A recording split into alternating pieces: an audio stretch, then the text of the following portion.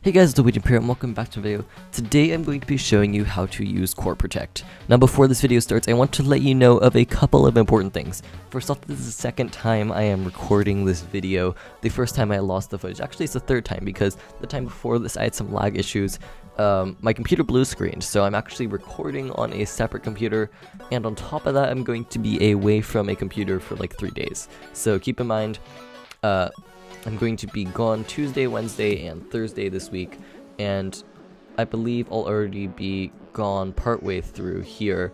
But just keep in mind, I won't be able to reply to comments during that time. I'll get to them as soon as possible when I get back, but of course, that's just something to take note of. So I am recording on a temporary setup, which is a Mac. Alright, sorry if there's any lag, by the way, and whoa, that was weird. Okay, anyways. CoreProtect. CoreProtect is a plugin that lets you go ahead and basically manage all of the blocks on your server and protect yourself from griefing and stealing and all that stuff. So, first off, you have the /co command, and this is the CoreProtect main command. By the way, if you want to know how to install CoreProtect, check out my last video on how to install plugins. Anyways, you'll notice here there are a couple commands: help, inspect, rollback, restore, lookup, purge, and reload, mainly. And if I do COI or CO inspect, this will go ahead and enable the inspector. Now the inspector is very interesting because it lets you take a look at data for certain blocks. See, for example, right here, this block right here. This, by the way, has data all the way back from when the server first started. It's reverted back to its original state, but I can still see all of that. So for example, some TNT was placed down here before. I got rid of a path. 22 Cheese placed a path that before that had removed and placed grass. Here there was some bedrock placed by 22 Cheese, right? And I get all this data information. I don't have the original server files right now, so I can't exactly show you a lot of the block data. But yeah, you mostly have to take my word for it. But yeah, here for example, I could see some water is placed, some sugarcane blocks, some torches. So it's very useful to be able to see that. And actually, I'm going to make this smaller because reasons. Okay, actually no, part of my hotbar is now cut off. Sorry for the weird like cropping and aspect ratio on this. I was trying to make it full screen, but because of lag, I have to make it like this, and I don't have a my old screen recorder. Okay, I'm ranting on way too much. So anyways, inspect allows you to look at that, but also it allows you to take a look at chests. So, say for example I were to look at this chest, and I were to give myself 64 diamonds, right? And say this is my chest of diamonds, right? Nobody's allowed to steal from here, this is mine, right? So if I look at inspect, right, it'll show me that I added 64 diamonds into there. But say for example somebody else were to come along, they were to steal a couple, or just all of them, then what I could do is I could right click on it, because I have the inspect command enabled, and it'll tell me that 64 diamonds are removed by Wavejump Games. So that's what inspector is. It's very useful. Left and right click have different functions.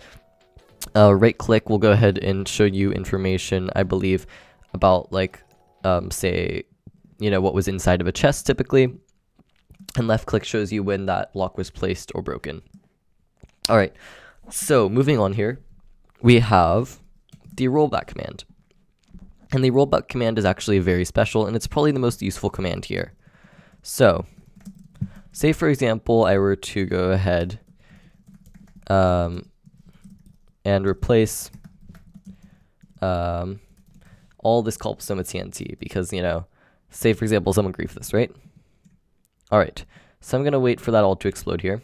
This is going to lag the server a fair amount. Alright, and here we go. So say someone destroyed this. Now I could use the rollback command to get rid of it. So seal rollback, and there are a couple of arguments or little parameters you could put inside of this command. So first off, user, so u:, say for example I want to just do Wavejump Games. Oops. I could do that. I'm not going to do that though, just for sake of shortening the command. T is time, and also I don't know if user will work with bold edit. So I could, this is always pretty much mandatory. So I'm going to go ahead and tell it to roll back 10 minutes. R is radius. Of course, we blew up a fair amount of blocks, so I'm going to do 100. Action. action you could do all sorts of information with. See, for example, block, and this will just deal with blocks being placed or broken, or container, which deals just with things being put in and taken out of, say, chests or furnaces, right? Blocks, just select specific blocks, and then exclude allows you to exclude specific blocks. Anyways, if I run this command, you'll notice, bam, it just rolled back all of that super fast, which is awesome. So now that I've done that, you know what that does. I want to say, for example, I actually needed something there. I needed the evidence. So I could go ahead and type restore instead, and it'll just undo what I just did. Now as to if I could restore, not quite, no. You can't really do that. But I believe you can roll back restore. It's very weird, as you can tell.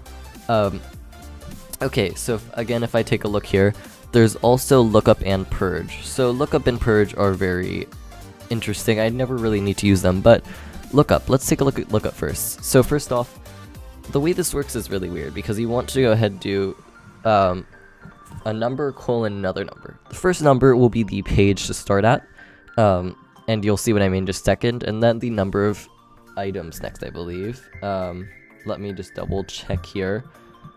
Or how many lines of data.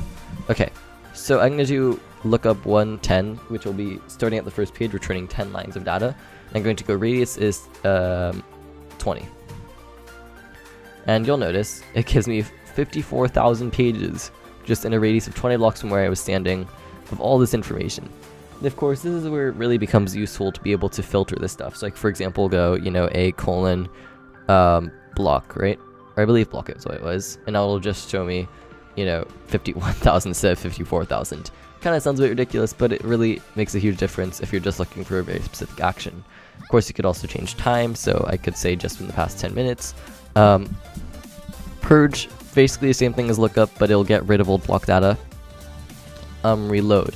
This will just reload the CoreProtect plugin, meaning that, say for example, you edited the config, rather than having to do spigots reload /rl and wait for it all to load, which can take a while, you could just do CO reload. And lastly, a CO version, which will just show you what version of CoreProtect you're on, so that you could check if you're up to date. Okay, so guys, I hope you have enjoyed this video. Before I finish with the outro though, I want to take a minute to thank Shatter on Patreon for supporting me. If you want to consider supporting me on Patreon, click the link in the description below. Shatter is awesome, and of course, thank you to him. Okay, so once again, I hope you have enjoyed this video. If you have, go ahead and leave a like down below, subscribe if you haven't already, and once again, thanks for watching. Bye!